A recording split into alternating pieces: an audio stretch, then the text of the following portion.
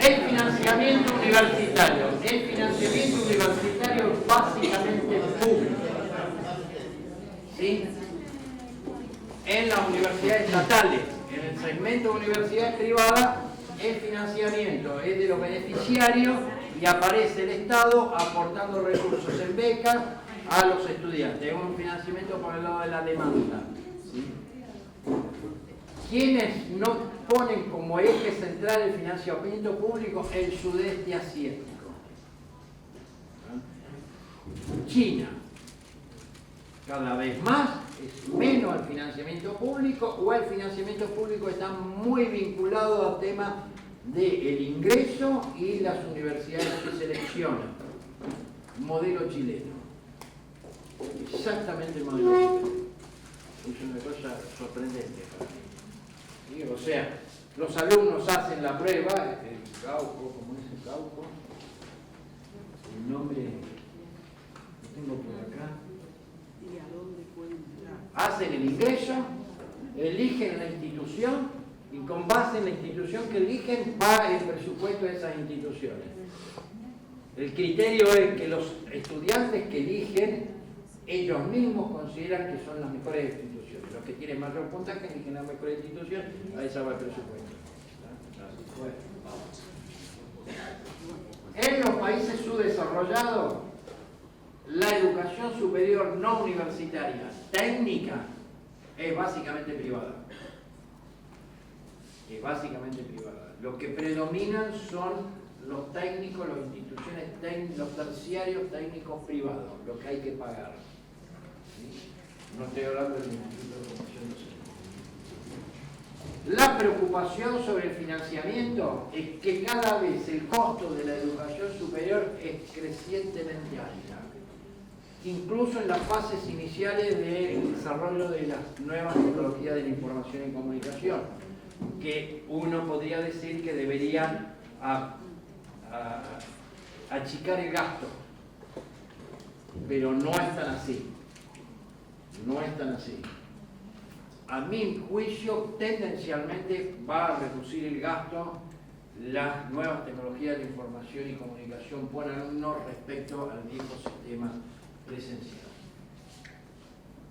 Si marchamos un sistema de universalización de la educación superior, no hay plata que alcance en el Estado.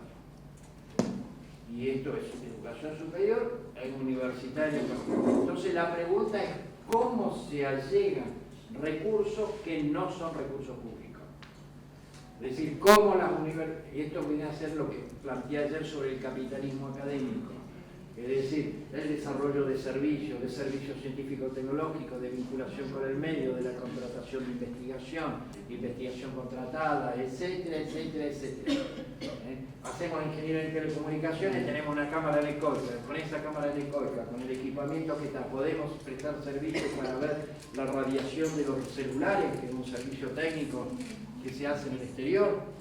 Lo podría hacer la Universidad de Río Negro. Podemos cobrar por ese servicio, cobramos por ese servicio recursos para la institución. ¿Tá?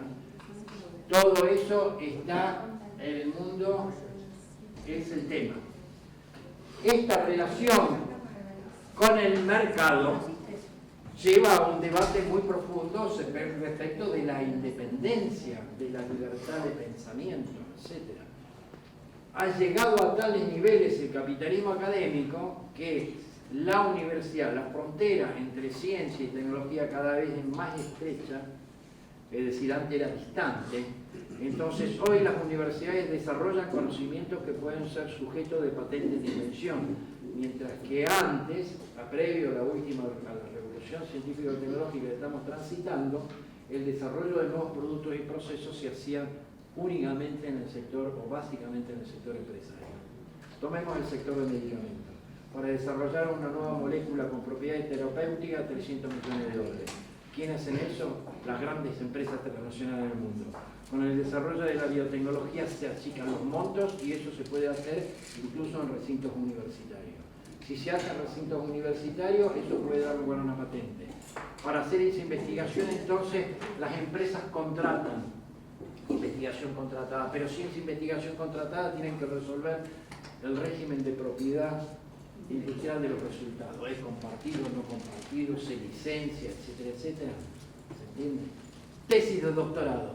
¿Son libres o puede haber confidencialidad? Hoy hay confidencialidad en tesis de doctorado en los países desarrollados. Si esa tesis de doctorado se hace en el marco de un proyecto de una contratación con una empresa, se guarda confidencialidad sobre el resultado. Eso es cuestionado por muchos, muchísimo lo cuestionan. Es decir, de la pérdida de esa independencia, de lo que llamaríamos una contaminación que se inserta y que por lo tanto vulnera a futuro la independencia científica de las universidades.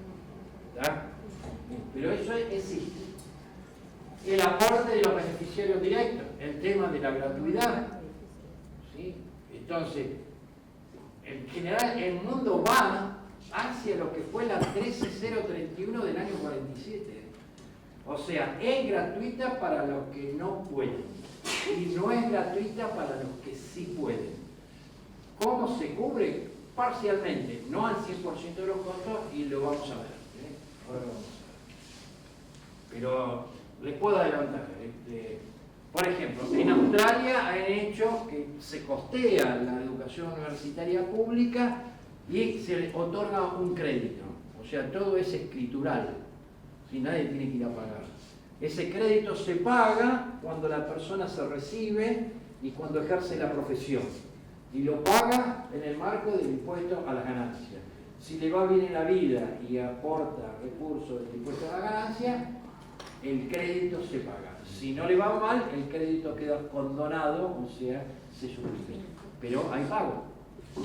¿Qué es lo que pagan? Depende de lo que estudies. Si estudias veterinaria, es más caro que estudiar derecho. O sea, el costo de cada carrera se computa y es el crédito que se otorga. ¿Sí?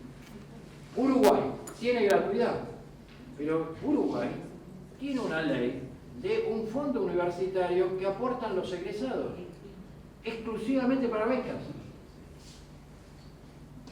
que es un impuesto que va junto con el impuesto a la ganancia.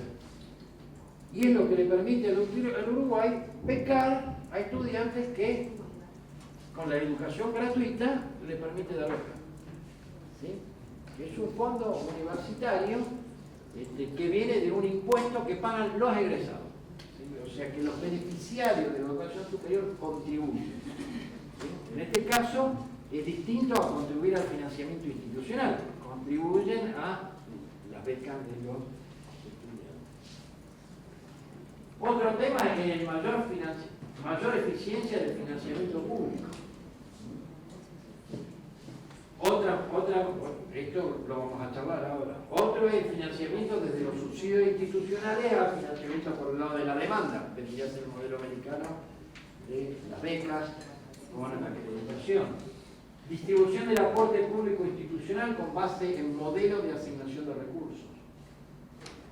Esto está en todos los países, está en Argentina y ahora lo voy a desarrollar, aun cuando la ley Buelos eliminó eso de la ley de educación superior del 95.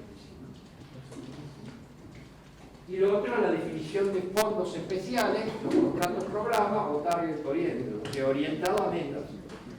Si todo quiere desarrollo de telecomunicaciones, te da plata. Si todo quiere otra cosa, te da plata. Por fuera del presupuesto nominal. Claro, no somos estos países. En Estados Unidos las ventas de servicios es del 22% del presupuesto de una universidad. Eso da una idea del significado que tiene. Para la mayor eficiencia de los recursos, del uso de los recursos, se da autarquía económico-financiera, que tiene el componente de responsabilidad patrimonial y del buen uso responsable de los recursos. Asignación de sumas globales, lo que se implantó en el 94 y lo que predomina hoy en el mundo. La transferencia de los remanentes no utilizados al ejercicio siguiente, lo que nos permite a nosotros utilizar, es el uso del patrimonio. La uva, la plata podrían vender las miles de hectáreas que tienen la pampa húmeda, que no lo hacen. Nosotros no tenemos lástima. Pero el INTA, que tiene lo que eran campos experimentales, y algunos de ellos entraron en la franja de urbanización, una vez hicimos un estudio para el INTA en el cual lo habíamos calculado en 200 millones de dólares. La venta de esos campos que ya dejan de ser campos experimentales, están en el casco urbano, es como decir castelar, digamos. Hay áreas de castelar que si no lo venden, se lo van a terminar intrusando los que viven en el territorio bonaerense. De hecho, no hay un organismo del Estado, ¿no?, que administra, lo tiene. Sé que sí, ahora estaban por vender, pero, digamos, el sí, INTA pero Chile. yo estoy hablando de otra cosa. El INTA y el INTI no tienen la autarquía que tienen las universidades. Si la Universidad de La Plata vende esas tierras que tiene, o el de Buenos Aires vende las tierras, o la UBA, o la Universidad de Cuyo venden en Villa La Angostura las 10 hectáreas que tienen, que yo conozco muy de cerca ese territorio, que tienen centro recreativo de otro país que no existe, digamos, podrían, que tienen empleados en ese centro recreativo, o sea que otros no tenemos la cantidad suficiente de personal para hacer las cosas que hay que hacer, se la puede quedar esa plata. Pero el INTA no es autárquico.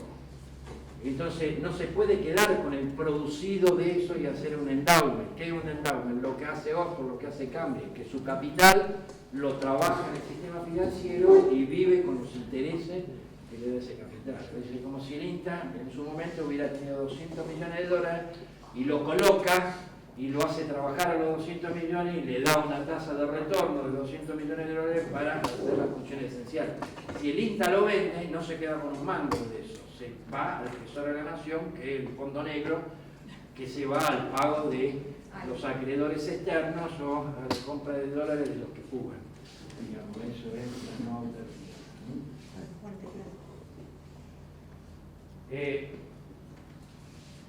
¿Dónde está? Descentralización salarial. Segundo, marcha la descentralización salarial de los regímenes laborales y salariales. Contratación de gerenciamiento especializado. Hoy las estructuras de conducción de las universidades tienen que tener alguna actitud de gerenciamiento especializado. Es así. Yo hablaba ayer con el presidente del CIE. Esta universidad compró dólares el viernes. El presupuesto que teníamos para comprar equipamiento, compramos los dólares el viernes, antes de las elecciones. Hoy podemos comprar esos equipos. Si no lo hubiéramos hecho, nos faltaría 40%, 25% que fue la devaluación del tipo de cambio. No hubiéramos comprado los equipos. ¿A quién le vamos a pedir el que no lo hizo? ¿A quién le va a pedir el dicho esa llorada de iglesia, digamos? Nada, hizo financiamiento especializado. Los fondos no utilizados, los trabajamos a plazo fijo, porque sabíamos que el dólar se iba a planchar hasta las elecciones. Entonces plazo fijo y lo pasamos a dólares. O sea, aunque no le guste a alguno, bueno, operamos sobre el mercado cambiario, cifras insignificantes, no somos Caputo, ni Caputo, ni los fondos de inversión, estamos hablando de 13 millones de pesos, pero por lo menos vamos a comprar los equipos. Porque los equipos están en dólares. Esto es así. Ahora, esto es un país con turbulencia, y algunos ni se enteraron, por ahí estaban viajando en el exterior, estaban haciendo turismo académico, que existe eso, ¿no? Tiene que haber algo de gerenciamiento especializado, si no estamos en una situación complicada, son grandes organizaciones, o sea, ya no somos lo que éramos al principio. Ahora imaginemos esto de la UBA, imaginemos La Plata, son mega instituciones. Esto que estoy diciendo son las nuevas tendencias en el mundo, no estoy hablando de la Argentina. Asignación de funciones ejecutivas de los órganos unipersonales de gobierno. Si la decisión para ver si compramos dólares no tiene que pasar por el Consejo Superior, olvídate. ¿Sí? Las decisiones son funciones ejecutivas. Participación de los gobiernos locales y estaduales de los sectores empresarios en la planificación económica financiera. Esto es lo que hacen los países nórdicos. Creación de parques tecnológicos, como por base litoral, etcétera, pero acá en la Universidad de Lovaina, en cualquier universidad del país desarrollado tienen parque tecnológico, etcétera.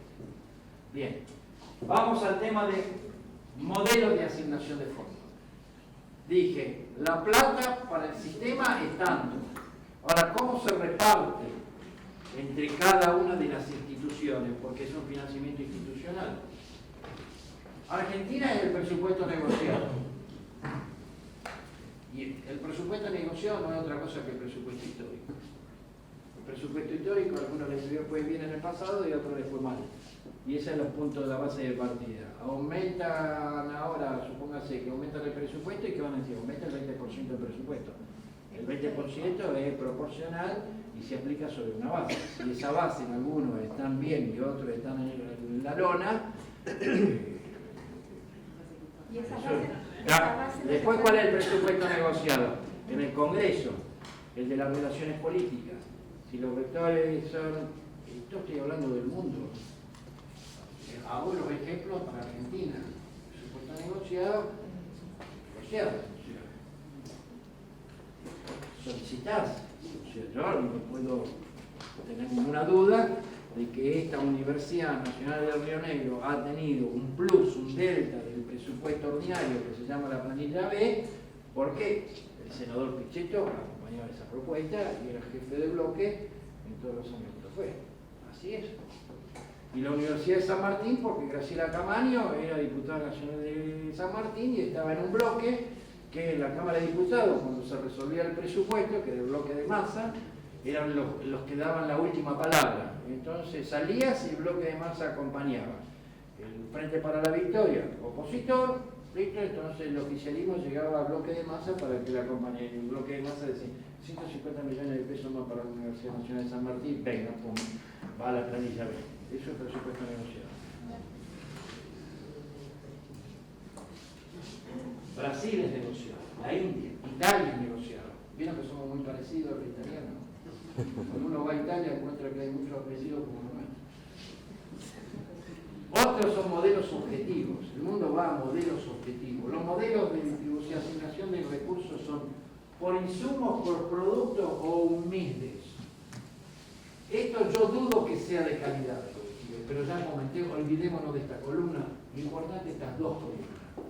Estas dos columnas significa que el presupuesto se asigna o por insumos o por productos. ¿Qué son productos? Los egresados. ¿Qué son insumos? Los estudiantes. O sea, es un cómputo en función de la cantidad de estudiantes o en función de la cantidad de egresados. O como Holanda, que es un mix 50 y 50. Porque uno dice, si es por egresado, eso va a dar lugar al facilismo para que egresen.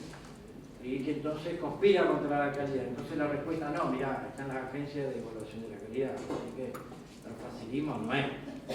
Otros dicen, bueno, pero puede ser que las agencias de calidad evalúen las instituciones, pero no el egresado individual, porque el egresado individual solo se evalúa si el título está separado de la habilitación del ejercicio. Pero ustedes pueden ver que el listado por insumos es dominante. El listado Canadá, en cada uno de los estados, etc. Y Argentina adoptó el sistema.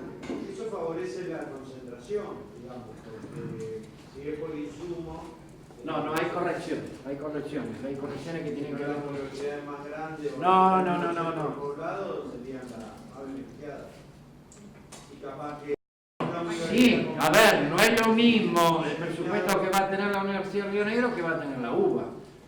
Si tiene más alumnos, va a tener más presupuesto y es normal, porque tiene que atender más alumnos, más espacio áurico, más docentes, etcétera, etcétera. O sea, lo que pasa es que hay otros insumos, otros gastos que no están vinculados al número de alumnos, que son gastos que tienen que ver con la aglomeración. Esta universidad no tiene lo que se denomina en la literatura economía de aglomeración. La universidad que está en un campus la tiene. Si nosotros tenemos que dar internet al bolsón, que hay una calle hasta donde llega la fibra óptica y tenemos un edificio fuera de esa calle, y entonces ahí tenemos que pagar un delta por la conectividad. Si la última milla es más barata, digamos, en un campus. Entonces hay lo que se denomina también economía de escala. Entonces, no es que directamente el gasto, son razonamientos económicos sobre el tema de la deseconomía de escala, la deseconomía de aglomeración, además de los insumos. Yo voy a hablar un poco la ventaja de los modelos. La ventaja de los modelos es que no siguen un presupuesto histórico y hay una igualación de costos para las mismas actividades con similares economías de escala, ¿sí? Mejora de la información, mayores incentivos para innovar y mayor compatibilidad con el financiamiento mixto, que sea económico. Nosotros hemos adoptado, a ver, vamos a terminar con esto. Bueno, modelos basados en insumos, ¿no? Gran Bretaña, quiénes son los que participan, cómo es el sistema. O sea, esto existe en el mundo. O sea, cómo es en Australia, cómo es en Francia. En Francia se llama modelo Sanremo, basado en número de alumnos, costo medio por estudiante, impacta normativa de docente y no docente. Nosotros nos asimilamos bastante al modelo francés como país, ¿sí? Entonces, bueno, en esta filmina tenemos todos los países, los fondos especiales, los aranceles, como en el caso de Colombia. ¿Casa la veo o estoy molestando?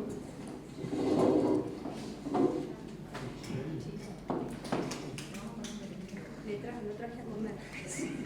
Bueno.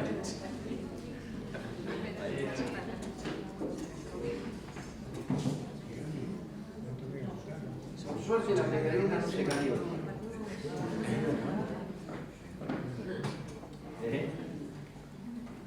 Están gastando muy poco para comer.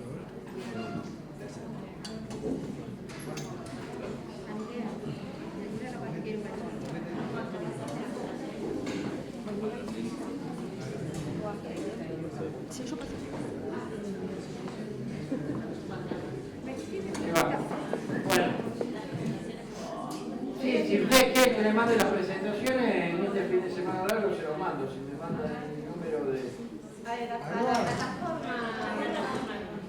Eso es muy sofisticado para mí. No, Bueno, vamos a ir terminando.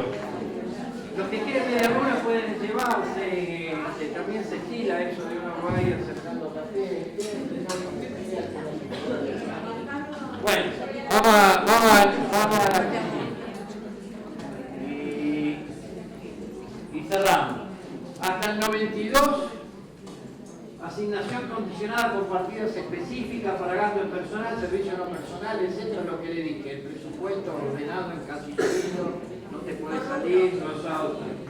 El 93, suma global, sin segregar, no condicional. En el 94 se crea el programa de incentivos.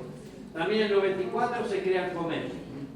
En el 94 hay descentralización de la política salarial y distribución del presupuesto para investigación en función de la cantidad de docentes e investigadores. Todo eso es hace largo tiempo atrás, ¿no?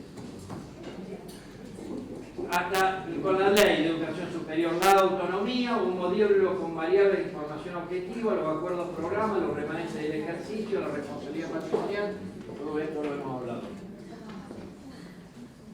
Del 95 al 2002, una construcción negociada de la Secretaría con el SIN de un modelo de asignación de recursos basado en insumos, ¿sí? Con características de modelo normativo para el periodo T, que se compara con el presupuesto del año anterior, o sea, T-1, determinándose de la brecha, en más o menos de financiamiento, lo que se llama el coeficiente de apartamiento. Entonces, el SIN, que voy a desarrollar esto, la posición histórica del SIN fue aplicar el modelo a una fracción de los recursos anuales incrementales, o sea, no tocar el pasado, sino comenzar a jugar con el modelo para el incremental. Pero el incremental es una planilla B. Yo les mostré lo que era la planilla del artículo 12, que era como venía el presupuesto ayer, donde se dicta cada uno qué es lo que recibe, y una planilla B que sería un complemento que se aplicaría al modelo. Yo soy más audaz, como en la época juvenil de esos años 90, y yo creo que hay que terminar con el incremental, que hay que ir por más. O sea que el incremental es un delta tan marginal que no modifica el presupuesto histórico. Lo que pasa es que cada vez que las crisis son recurrentes y que los periodos recesivos son más largos que los periodos de crecimiento económico y que Todo está en la milladura o en la malaria, entonces protegemos lo que tenemos, ¿está? Y lo que tenemos hay que financiarlo. Y yo no suscribo eso. O sea, yo no suscribo que la Universidad de 3 de Febrero tenga en la calle Juncal un palacete para el rectorado. Lo tenga en 3 de Febrero. ¿Está claro lo que estoy diciendo? No suscribo de que alguien que está en el conurbano tenga alquile un edificio en la calle Diagonal Sur por $1.000.000 mensuales para dar posgrado. De posgrado en el campo. ¿Se entiende? O sea, soy más drástico. No estoy de acuerdo que los rectores y las autoridades superiores se autodeterminen sus salarios en niveles impresentables. Porque si se hiciera público lo que ganan los rectores de las universidades nacionales sería un escándalo mayor del que salió con los primeros momentos del periodo de Macri, con el escándalo con los medios de comunicación, de los negocios de Tecnópolis, ¿cómo es la actriz esta? Andrea del Boca, digamos. Miren, hay una norma que se llama norma Pugliese, que dice que el sueldo de un rector puede llegar a ser 1.7 veces, o sea, 70% más. 70% más. Que el sueldo del salario de docente de tiempo completo, 70% más. Y hay universidades en que el salario del rector es 170% más que el sueldo del salario del docente de tiempo completo. Y eso lo define la autonomía universitaria. ¿Está? Se puede tener chofer o no tener chofer. Se puede andar en un Chevrolet o un Audi importado. Todo depende del ejercicio de la autarquía universitaria.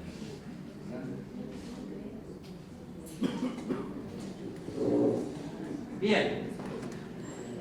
Del 2000 al 2002 se crearon programas y estos siguieron a partir del 2003 de apoyo a la ingeniería, etcétera, etcétera, ¿no? O sea, los programas target oriented, ¿sí?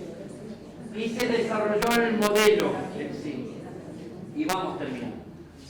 El modelo del CIN es un modelo normativo que parte de los estudiantes y él toma en cuenta cuántos son los estudiantes. Luego eso se mejoró y se toman los estudiantes que aprueban 2 materias. O sea, no la mera inscripción, sino al menos 2 materias por año. Se establecen relaciones técnicas docente-alumno. Se trabaja con módulos de 10 horas de dedicación simple. ¿Sí? Una exclusiva son 40 módulos de 10 horas. O sea, 4 simples. Disciplinas estándares, de ciclo largo, la cantidad de asignaturas. Todo es una construcción muy sofisticada que se ha hecho desde el año 95 a la fecha, que lleva más de 20 años, en donde se fue mejorando ese modelo, distinguiendo las carreras de mayor costo, que encabeza veterinario, 2.7 respecto a la de menor costo, coeficiente según el costo de las carreras. Y se toman módulos docente-alumno. Esos módulos docente-alumno se hacen en función de la tipología de asignatura. Las asignaturas son A, B, C, D. Asignatura A son prácticas en ámbitos externos, veterinaria, necesitan docentes para voltear la vaca en el campo. ¿Sí? B, práctica en laboratorio, química, biología, biotecnología, microbiología, todo lo que son laboratorios. ¿Sí? C, práctica basada en la resolución de problemas teóricos. D, asignatura eminentemente teórica. Acá va, por ejemplo, fuertemente derecho. Acá va veterinario. Pero es por asignatura. Entonces uno toma una carrera. La carrera se toma un plan de estudio estándar. Ese plan de estudio se ve las asignaturas. Esas asignaturas se tipifican si son A, B, C, D. Para las asignaturas tipo A, B, C, D, según el plan de estudio, en acuerdo del CIN, construido a lo largo de 20 años, se llega a unas relaciones estándares alumno-docente. La relación estándar alumno-docente, ahora esta se ha modificado, esta ha bajado a 7, pero para hasta 7 alumnos hay un profesor, ¿sí? Porque si no acá teníamos un problema. Es decir, mientras que si me voy, ¿cuánto gatilla el auxiliar? Cuando tengo 10 alumnos más, quiere decir que si no paso los 10 alumnos no puedo tener un auxiliar. ¿Se entiende lo que estoy diciendo? Cuando me voy hacia las menos experimentales, es que tengo un profe cada 120 alumnos. Gatilla el auxiliar cuando supera los 120 alumnos. ¿Está? Es un modelo, ese modelo, imagínense toda la universidad nacional hasta llegar a cuarto, la troncalidad de la carrera, la asignatura que se toma en matemática que se dicta en un profesorado de física, un profesorado de química, etcétera, etcétera, es el modelo de asignación de recursos. Lo que se llama modelo normativo. Y en base al modelo normativo se hace un cálculo de lo que debería recibir la universidad. Y lo que debe recibir la universidad luego se compara con el presupuesto. Lo que sí puedo decirle, pero ya no tengo mucho más tiempo para esto, ¿no? A menos que crean que es importante, si no se los mando, es que nosotros estamos metidos como universidad a través de Pablo Boldaski, que está en el grupo técnico del modelo de pautas. Y entonces ahí discutimos el tema del modelo de pautas para mejorar el modelo de pautas. Hay una comisión de 5 miembros, de los cuales la Universidad de Río Negro está. Esa discusión del modelo de pauta es lo que permite hacer las comparaciones entre el presupuesto vigente y el presupuesto asignado y el presupuesto normativo o el que debería tener según estas pautas que dije, o sea, el grado de complejidad de las carreras, el grado de complejidad de las asignaturas, etcétera, etcétera, etcétera, ¿sí? Puedo decir, las universidades más castigadas por el modelo de pauta son General Sarmiento, Quilmes, Comahue, Río Negro y las universidades, o sea que tenemos un mayor coeficiente de apartamiento.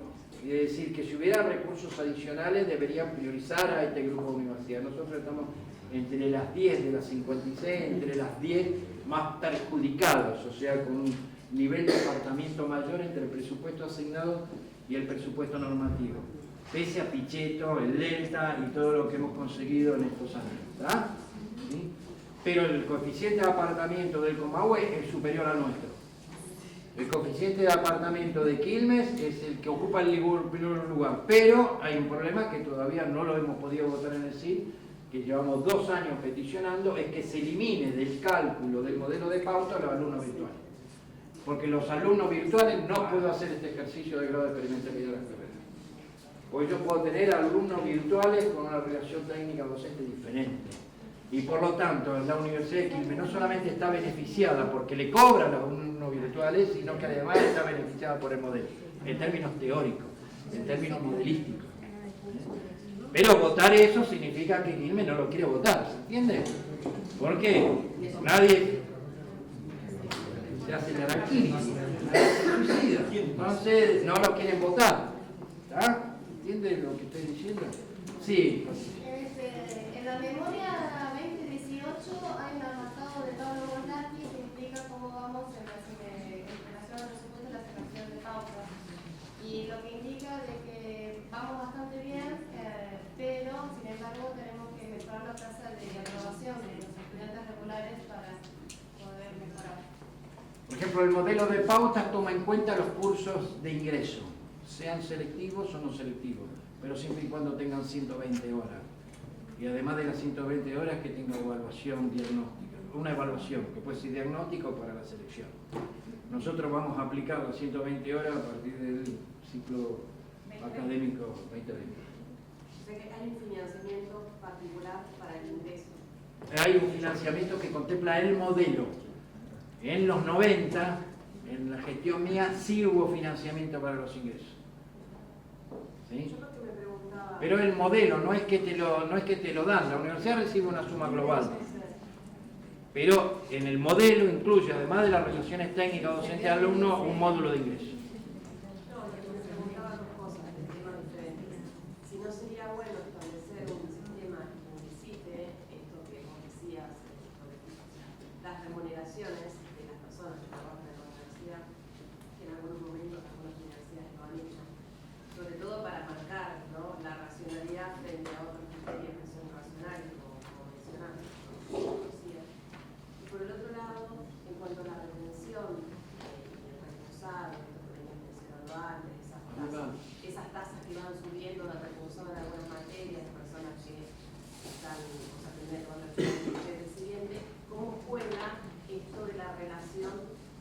docente, estudiante, cursos de la categoría de... No, porque toma el punto inicial, el punto del primer año. Entonces te toma en el momento T, es como si es decir, 2019. ¿Cuántos fueron los nuevos inscritos en el 2019? Entonces ves la materia, etcétera, etcétera. Pero resulta que las comisiones finalmente vienen con los recursantes. O sea, el modelo conlleva a que aquel que tiene muchos recursantes se jode.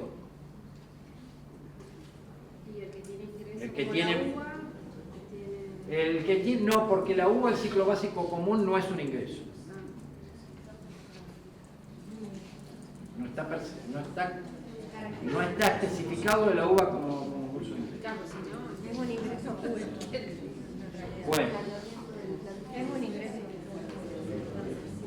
puro. bueno, nada. Tengo más cosas, pero Nos juntamos el domingo, sí. no el domingo, nos juntamos el lunes. Bueno, a ver, algunos datos y con esto cierro. Yo les recomiendo este libro. Eduardo Míguez, Crítica y Reivindicación de la Universidad Pública. Es un ensayo. Terminaría con Míguez. ¿Cómo? Crítica y reivindicación de la universidad. No entiendo. ¿Cómo se llama? Crítica y Reivindicación de la Universidad Pública. Editorial Siglo XXI.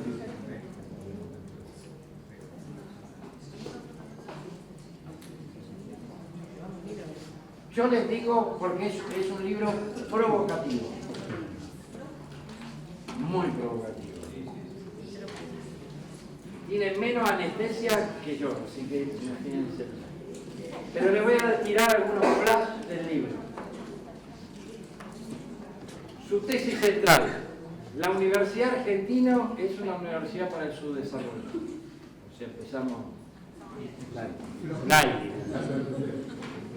No es la falta de recursos lo que impide la mejora de la calidad universitaria, sino su mal uso. Mal uso. El sistema universitario argentino registra un deterioro relativo al respecto de otros sistemas de la región. Bueno, eso se observa en la educación básica. Si vemos lo que ha progresado Colombia, lo que ha progresado en los países andinos, lo que hemos declinado en investigación. Hoy la tasa de publicaciones en Scopus de la Argentina es 1/4 de España. Estamos en la mitad de México. Es decir, programa de docentes investigadores, tenemos el CONICET, el boom de la cantidad de investigadores del CONICET en la década kirchnerista, etcétera, etcétera, pero la productividad estamos en el 50% de México. Terrible, digamos. O sea, que hay una declinación, hay una declinación. Esto es indudable.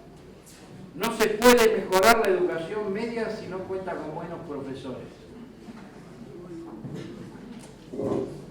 La media de la Universidad Argentina está lejos de hacer un aporte significativo como agente de cambio y desarrollo. La onda renovadora que atravesó la Argentina, la Universidad Argentina a mediados de los 90 hizo posible muchas de las iniciativas de cambio dentro de las instituciones. El programa de transformación de los 90 se agotó rápidamente y no ha tenido nuevas manifestaciones y las que han persistido han sido muy débiles y sus efectos muy limitados.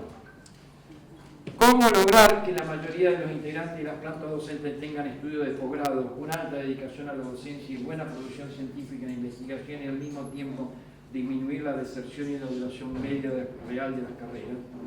El sistema ha aumentado de manera regular y desordenada, no ha seguido un plan, sino que ha sido resultado de iniciativas particulares originadas en los territorios. Marco institucional. El mito institucional de la reforma universitaria de 18, ya lo hemos tratado. Los valores de democratización, la estructura universitaria que tiene mucho idiosincrásico neocrónico, moldes que se perpetúan sin suficiente consideración crítica. No aprovechamos las experiencias ajenas. Desde la recuperación de la democracia aumentó la autonomía y la autarquía, que aunque son limitadas, entre comillas, por la ley y el presupuesto, nunca ha sido avasallada su libertad. Es inexistente una política general diseñada centralmente para el conjunto del sistema sobre la estructura de la oferta académica. Se observa que instituciones próximas repiten ofertas de limitada demanda. Limitar la autonomía de las universidades en temas como la oferta académica no implica avasallar su libertad, sino racionalizar y optimizar el uso de recursos públicos para evitar que se dilapiden, muchas veces en consideración de intereses muy particulares y circunstanciales.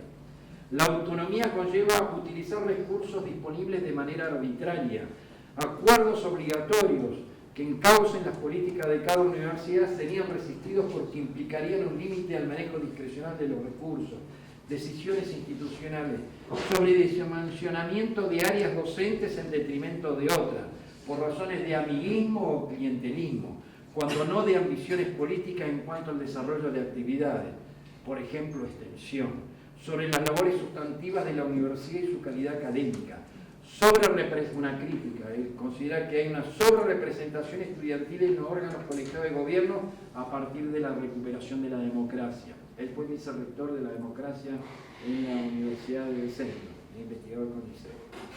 Hay un debilitamiento de la representación del claustro de profesores. El crecimiento de la participación estudiantil ha sido expensa de la representación de los graduados. También en el caso de los docentes, de los no docentes. Cuando uno explica dice, lo cito, cuando uno explica a un visitante extranjero la estructura de nuestra conducción universitaria no puedes evitar sentir cierta vergüenza ante el habitual estupor o la socarrona sonrisa que le genera al interlocutor conocer la excéntrica práctica de dar un peso tan importante a los estudiantes en la conducción de una universidad. Dice, los estudiantes en la conducción de la universidad constituyen un factor fuertemente conservador. Ahora hago una nota a pie mía, yo no estoy de acuerdo. Pero nobleza obliga, hay que leer a todos los que piensan distinto. El fuerte peso estudiantil entonces no es en absoluto un factor de renovación de las universidades. A veces la afinidad ideológica de los docentes con los estudiantes sirve para ocultar su escasa competencia profesional. El gobierno por claustro solo garantiza la reproducción de la mediocridad. Hay un favorecimiento arbitrario de localismo en concursos decentes por favoritismo electoral que conlleva la mediocridad. Esto habla de los concursos cuando son cerrados, no abiertos, entonces solamente participan los locales y no vienen externos. El peligro de la partidización, donde la puja ya no obedece a modelos diferentes de universidad, sino de alineación partidaria en temas ajenos a la vida universitaria. La partidización de las universidades es una vía poco fructífera, salvo para las cuestiones presupuestarias. Bueno,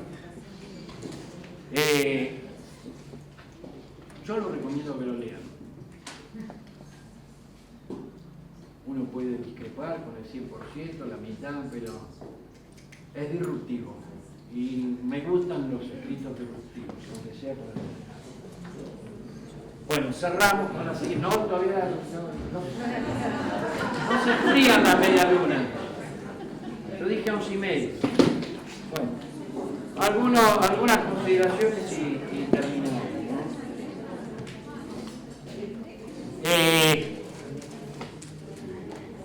Repasemos un poco sobre las estadísticas. ¿Cuál es la cantidad de docentes universitarios que tenemos en el país y cuántos son los nuevos inscritos, los egresados? La tasa de egreso es del 31% en la universidad privada.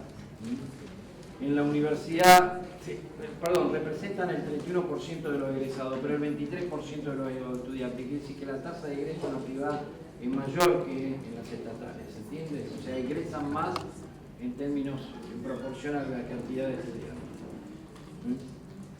La relación, que es un coeficiente que no es midiendo por cohorte, es el total de egresados respecto a los estudiantes, el total es de 6,2.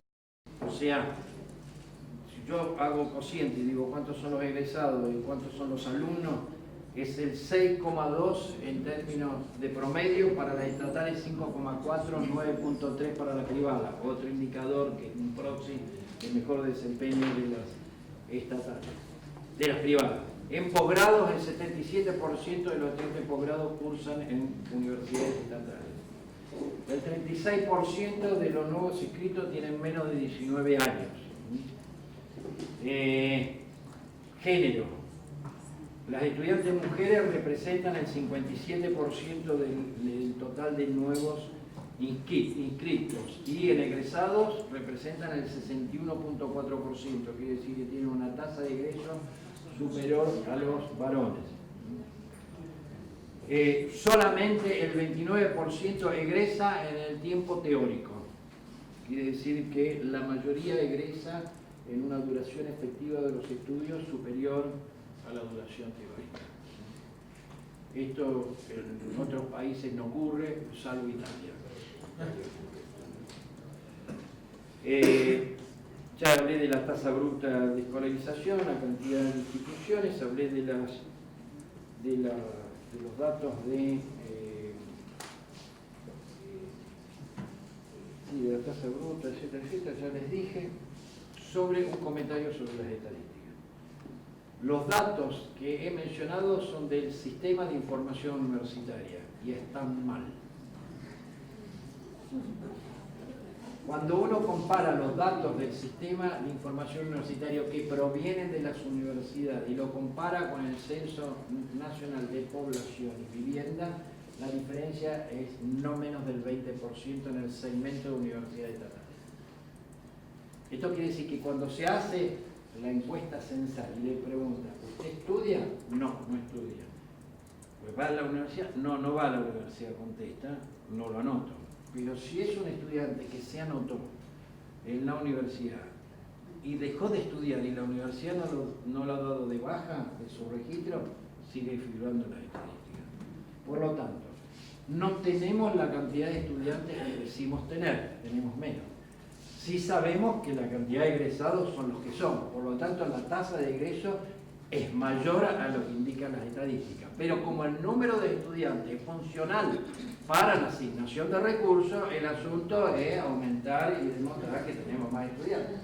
Hemos logrado que ahora se registren nada más que los que cumplen dos, que son regulares, en el término de tener dos materias, que era lo de la ley, que el SIN lo conservó pese a que la ley Puigdró eliminó el tema de la regularidad de las dos materias, pero el SIN sigue asumiendo el tema de la regularidad de las materias. O sea, tenemos pésimas estadísticas, y es un problema que tenemos que resolver.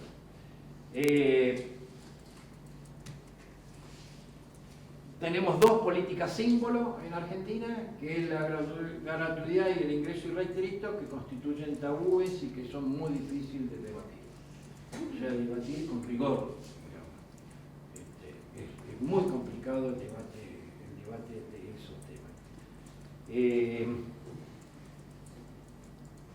Ingreso. Uno de los problemas que tenemos es el nivel medio. El nivel medio, escondemos los problemas bajo la alfombra. No quiero decir que las universidades se desliguen de su preocupación diciendo no, es un problema de allá, y ellos nos miren y digo no, es un problema de ustedes, es un problema de los dos, pero que el nivel medio tiene problemas, tiene problemas.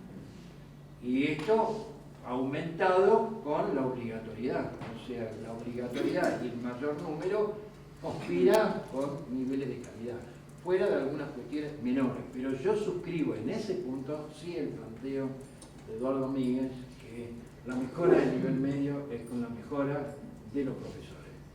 Y me parece que las universidades pueden jugar un papel estratégico en la formación de profesores. A mi juicio, es más prioritario para una universidad formar profesores de nivel medio que formar en las carreras clásicas tradicionales. Es más importante formar a los profesores medios que tener un profesor secundario. Y que hay que mejorar la relación con los estados provinciales, seguro. Y que hay que convivir, seguro. Y que ojalá algún día haya un proceso de evaluación de la calidad de los institutos de formación docente y de quienes egresan. Ahora, ¿esto quiere decir que tengo un prejuicio contra un instituto de formación docente? De ninguna manera. Tengo la experiencia del instituto, la experiencia institucional del Instituto de Formación Docente de Bariloche y profesores que se han incorporado a la universidad, que son excelentes profesores. O Así que no tengo una cuestión de prejuicio. Estoy diciendo, aparte, Río Negro no es el país. O sea, uno puede tener dudas sobre cómo es la calidad en distintos territorios, habrá que evaluarla, pero alguna vez habrá que evaluarla y tendremos los resultados, ¿no? Ingreso. Si damos becas ahí, va a mejorar la tasa de permanencia de estos estudiantes, la tasa de egreso de estos estudiantes, que a esta altura del partido, desde la recuperación de la democracia, representan el 20 y pico % de los estudiantes universitarios argentinos, el primer quintil de ingreso. Y que las becas deberán aproximarse a los valores del salario mínimo, vital y móvil, o algo semejante, pero tiene que ser a esos niveles para lograr que esos estudiantes tengan oportunidades de estudiar. No digo no hacer trabajos parciales, o sea, como una actividad simultánea, pero nosotros tenemos que mejorar la organización académica en materia de planes de estudio, todo lo que podamos hacer eso, y el trabajo en el aula, para eso está esta especialización. El dilema entre diversificar la educación superior y fortalecer el sistema binario o no fortalecerlo, yo adheriría a no fortalecer el sistema binario. Yo creo que las universidades, parto de una hipótesis, que tienen un nivel de calidad tal que podrían abordar la formación de ciclo corto, la formación técnica de ciclo corto. El tema docente, me gustaría vivir en otro lado, en donde los docentes son formados en las universidades, como Costa Rica, o como Francia, o como México. Pero vivimos acá, y acá esto está a cargo de los institutos de formación docente de las provincias y parcialmente de las universidades. ¿Cómo se resuelve eso?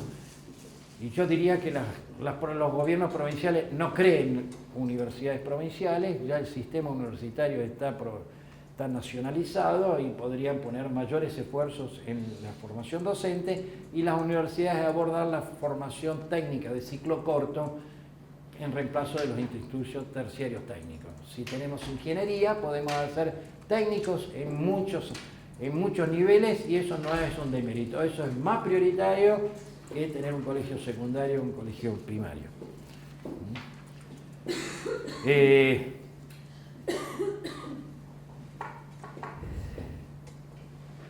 Estoy convencido que la investigación es importante, pero la investigación y la generación de conocimiento hay que registrarla también por rendimiento.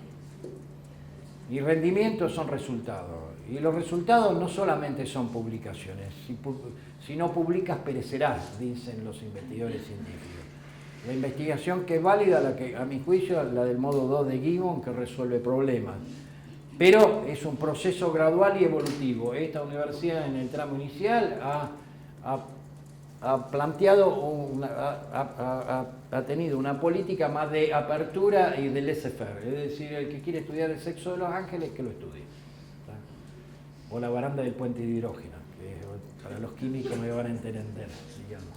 Pero, digamos, no ha definido prioridades. Tengo mucho, por lo menos personalmente, tengo miedo a la definición de prioridades. Recuerdo mi paso por la función pública. Creamos el FONTAR. Elegir prioridades es el de pick the winner, elegir ganadores, ¿sí? Elegir sectores. Y nunca el FONTAR hubiera financiado una empresa de San Luis que hacía implantes de titanio para odontología, porque ningún cerebro en un puesto burocrático hubiera definido que eso era una oportunidad para un desarrollo industrial de exportación, ¿no? Pero creo también en la investigación de la cátedra, y eso también lo vamos a tener que trabajar, o sea, una investigación ligada a la docencia, ¿sí? En el planteo, en la línea de Juan Carlos Tedesco, de la investigación sobre la docencia. Y creo que eso sí es un buen objeto de estudio y lo podríamos plantear de prioridades, que no implica elegir un corte, porque esto va para las sociales, para las exactas, para las naturales, para las aplicadas, para las ingenierías, etcétera, etcétera. Creo que tenemos que pensar en modelos pedagógicos nuevos. Hay un proceso de internacionalización del currículo, están los modelos de aprendizaje basado en problemas. Creo que es un desafío que cabe abordarlo. Lo hemos hecho en odontología, Es muy difícil, lo ha hecho el sur en medicina, lo ha hecho Cuyo en medicina, el resto de las carreras de medicina son muy tradicionales.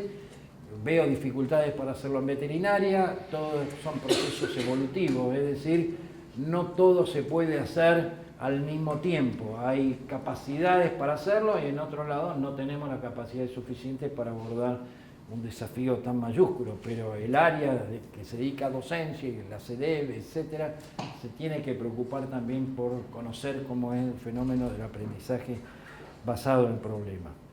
Creo que para investigación, el 22 de agosto, o sea, la semana que viene, van a venir a exponer el CIDION, que es el nuevo sistema de categorización de investigadores. Yo he participado, yo acompaño este cambio, me parece que está bien, que es una mejora respecto al programa de incentivos inicial. Ese programa de incentivos estaba basado en proceso. ¿Qué quiere decir en proceso? Bueno, se incentiva al docente que tiene proyectos de investigación acreditados, es decir, que se ha presentado para evaluadores externos, pero un análisis de proceso fuertemente burocrático, genera mucha labor administrativa, burocrático. Están los que no tienen proyectos y se cuelgan como de la baranda del colectivo para meterse en proyectos, porque hay que pertenecer. No importa si me dan 700 pesos por mes, pero si en términos simbólicos entro, entonces se abultan los grupos de investigación porque están todos los colgados. Me cuelgo en esto, y después cuando uno saca el ratio entre cantidad de resultados y número de los investigadores, el resultado por investigador es un nivel de pobreza franciscana, digamos. Todos son desviaciones del propio sistema. El nuevo sistema se va a basar en resultados. Habrá que discutir y matarnos por los resultados, nos mataremos por los resultados. No le vamos a rezar al altar de Simago, ni de Scopus, ni de las revistas internacionales, pero que eso existe, existe. Habrá que valorar los resultados de la investigación-acción, de la resolución de problemas, etc. Esto es como extensión. Extensión es una misión central de la universidad. Hemos mejorado, ahora hemos nombrado a la subsecretaria de extensión, etcétera, etcétera, y avanza a otro nivel, pero queremos ver los resultados y el impacto. ¿Cuál es el impacto de los proyectos de extensión? Pero vuelvo a la investigación. Categorización va a ser nacional. Ya no va a haber una categorización regional. Para evitar, digamos, no, nosotros que somos pobrecitos, démosle un changüí a este, que era 4, pero tiramos a 3, porque si 3 puede dirigir, o que viene el de afuera y viene con un sablazo y te dice, este es 5. O el de afuera que dice, pobre es esto, démosle una mano. O sea, todos esos errores por defecto, digamos, por exceso de los evaluadores existen, pero cambia el sistema y me alegro que cambie. Va a ser una exposición el 22 de agosto, no sé, lean en dónde está pero me parece que es bueno, es bueno que participen y lo escuchen, ¿no? Sobre la gobernanza podría hablar una hora. ¿Sí? Yo creo que las universidades en general están más preocupadas por la gobernabilidad que por una buena gobernanza. La gobernabilidad es que no haya olas y no haya conflictos. Y la gobernabilidad se garantiza en una institución de base pesada, en arreglos, en acuerdos que no necesariamente contribuyen a un mejor funcionamiento institucional. O sea, eso es gobernabilidad, no hay lío. Yo me acuerdo, o si usted se pregunta, ¿cuáles son buenos ministros de educación? Eventualmente los que no hacen nada. O sea, porque no hacen ola. Ahora, el que hace algo, o hace bien, o si hace algo mal, lo bajan de un dondazo. Pero el que pasa, digamos, sin hacer nada, pasó, digamos, ¿no? O sea, sobre la nueva gobernanza. Creo sí en los nuevos modelos de la representación externa. Esta universidad va a insistir en la representación externa, a diferencia de otros que la ven como un perjuicio. Yo creo que es favorable. No tengo la misma mirada de Miguel sobre la representación estudiantil. Creo que la representación estudiantil es muy importante y está en nuestra universidad en una proporción muy razonable, y uno lo que pretende es una mayor participación efectiva de esa representación estudiantil. Que puedan decir, como me pasó a mí acá, que en el proceso electoral conocí a partir de los estudiantes la realidad de kinesiología, pese a que el rectorado está en la misma ciudad. pero la conocí a partir de una estudiante, de una alumna. No lo conocía a través de la estructura, lo conocí a partir de un estudiante. Y soy el rector, estoy acá. No estoy el rectorado no está en Bariloche. Creo que el mejor método son las elecciones directas. Esta universidad la tiene. Celebro que la Universidad de Córdoba, que es la primera universidad del país, la haya adoptado y que haya habido por primera vez elección directa en esa universidad. Pero no hay sistemas perfectos. Así que lo que estoy diciendo no quiere decir que sea un recetario. O sea, depende de las realidades nacionales, ¿no? Creo en la planificación institucional, por lo cual tenemos un plan de desarrollo, y creo en el planeamiento del sector público, y creo que hay que resolver la tensión tal como lo plantea Antonio Camou. ¿Me gustaría una mayor autorregulación del sistema universitario? Sí.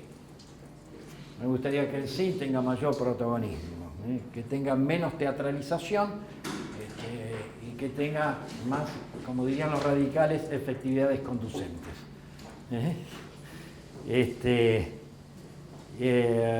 Y sobre calidad no voy a decir nada porque si no le voy a quitar a Pablo. Solamente sobre extensión decir que para mí la extensión básicamente debe estar empoderada en las escuelas de docencia y en las carreras y en el plantel docente. Así que la universidad seguirá mejorando sus modos de evaluación, de desempeño y forma parte de los planes de estudio. Y por lo tanto los programas de trabajo social deberían estar incorporados a la actividad académica y en el marco de programas y proyectos de extensión. Finalicé. Sí.